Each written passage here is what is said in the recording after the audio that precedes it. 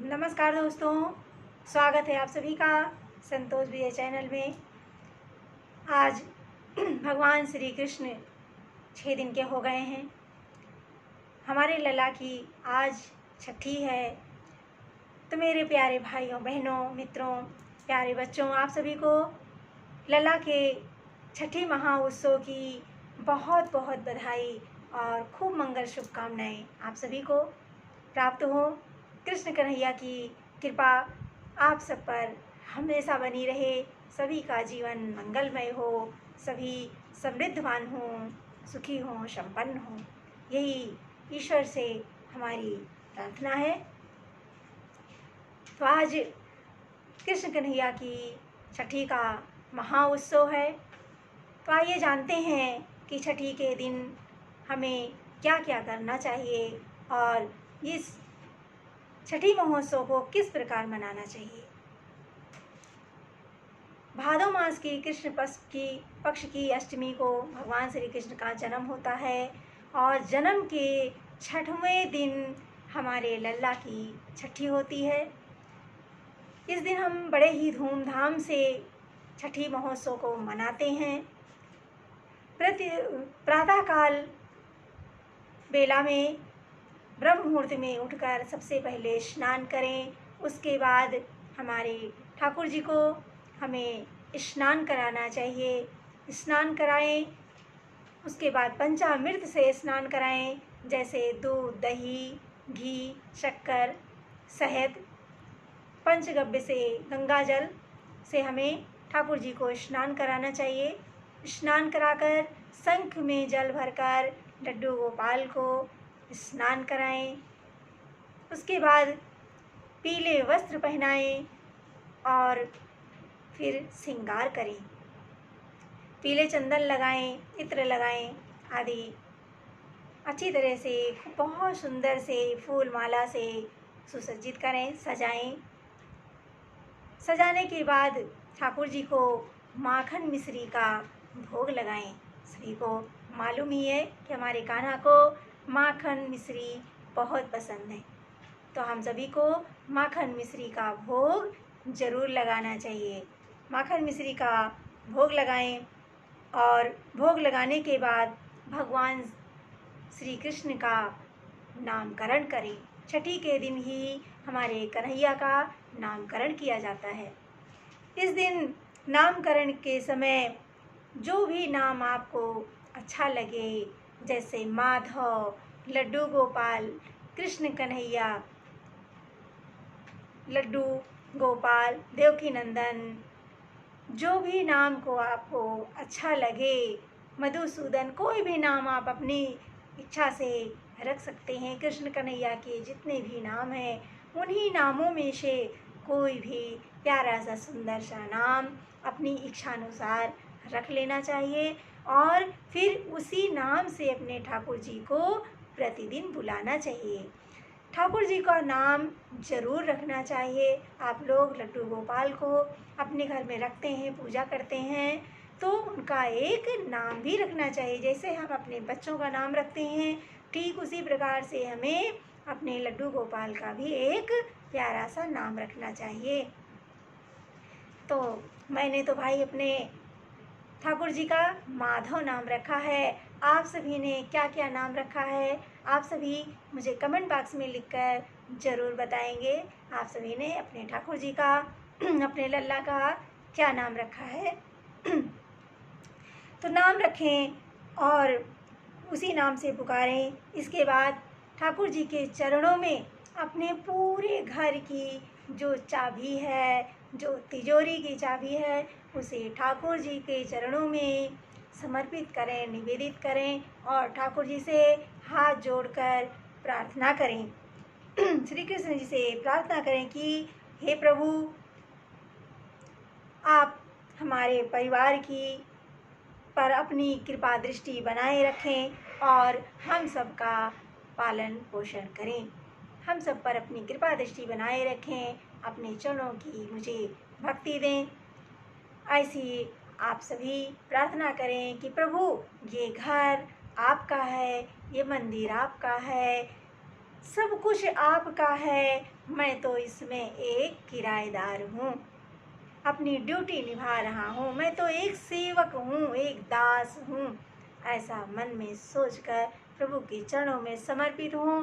ठाकुर जी को सारी चीज़ें सौंप देंगे। हमारे प्रभु को कुछ बताने की ज़रूरत तो है नहीं, वो तो पार ब्रह्म है, परमेश्वर हैं, लेकिन हमें अपने मन के भाव को समर्पित करना चाहिए। इसके बाद लड्डू गोपाल की कथा पढ़ें या सुने। अपने घर में कढ़ी चावल का भोग जरूर बनाएं और सभी ठाकुर जी को भोग लगाएं और खुद भी खाएं। परिवार में बांटें। इस दिन कथा कीर्तन अपने घर में जो कुछ भी स्वाध्याय अधिक से अधिक हरि नाम हरि चर्चा जरूर करें। प्रभु का नाम सुमिरन अधिक से अधिक करें। इस दिन की एक बहुत ही प्यारी सी लड्डू गोपाल की कथा है जो मैं आप सभी को सुनाना चाहूँगी।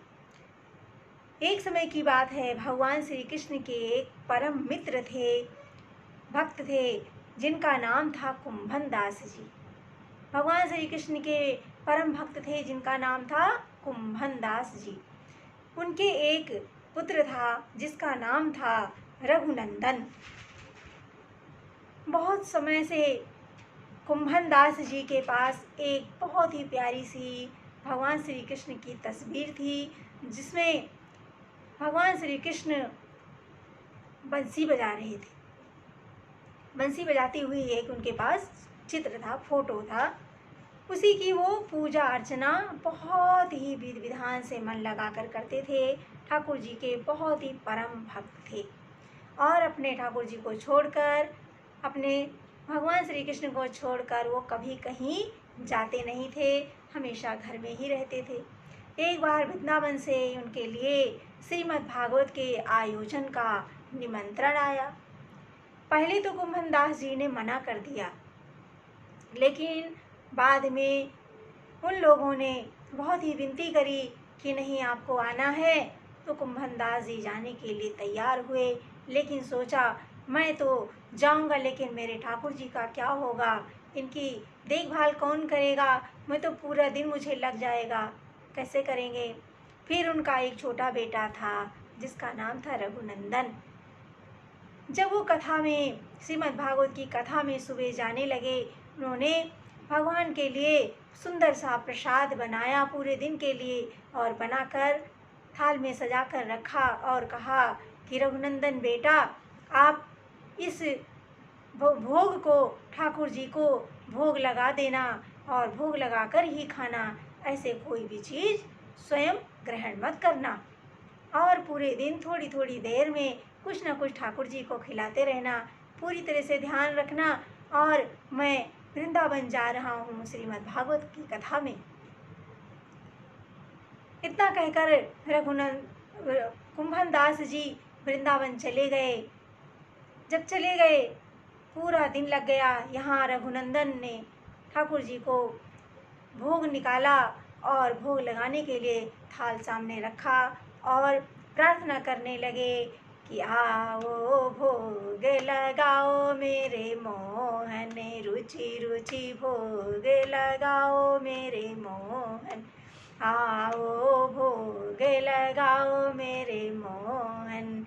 बिलनी के बेर सुदामा के तंदुल, रुचि रुचि भोग लगाओ मेरे मोहन, आओ भोग लगाओ मेरे मोहन।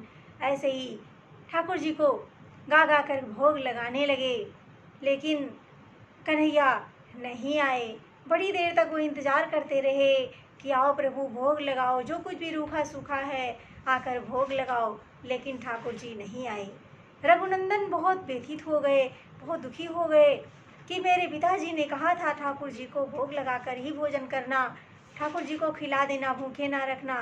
ठाकुर जी तो आ ही नहीं रहे, कृष्ण भगवान तो आ ही नहीं रहे, अब क्या करें, कैसे भोजन कराएं, कैसे भोग लगाएं।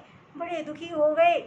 छोटा बच्चा, छोटा सा ही था रघुनंदन, और इतना भाव विभोर हो गया कि फूट फूट कर रोने लगा